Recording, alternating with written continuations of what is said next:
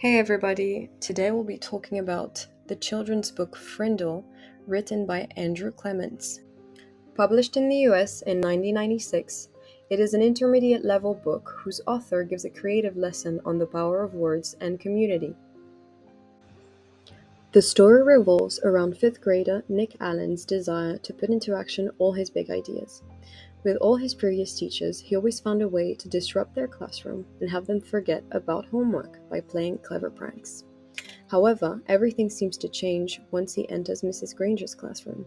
Known to be very strict and to give out difficult homework, he insistently tries to work his magic to no avail.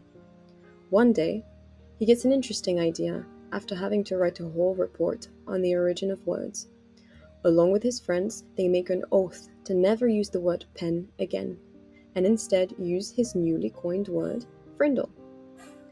Thus begins an uproar at his school.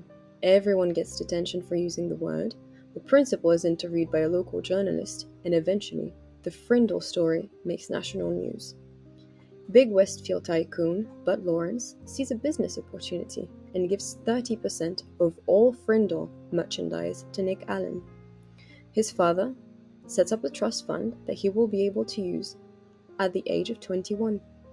When the time comes, he uses his money on his family and continues his normal college life. Yet, the story of the Frindle is only over upon receiving the letter Mrs. Granger made him sign but not open 10 years before. In this one, she reveals that she made herself the villain of the story only for the word Frindle to get more attention, and that her condition to give him this letter was for the word to have made it in the dictionary. His second surprise from Mrs. Granger is the new Webster dictionary with the word Frindle and the story of the word coined by Nick Allen in it.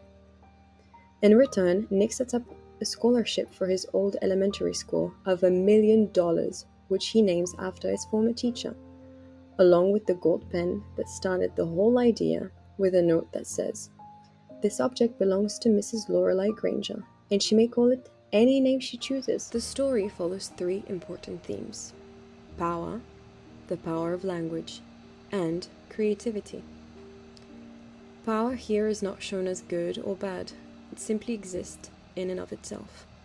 Nick, through his clever tactics and bright mind, gains power through the consistent help of his friends and all the other kids from his elementary school.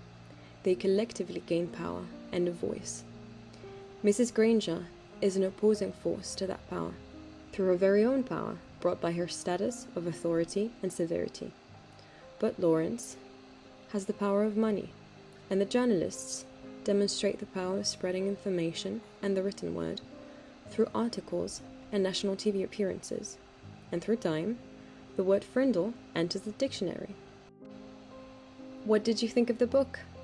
Share your thoughts and feelings with us in the comment section. Do you know another book that highlights the power of language and creativity?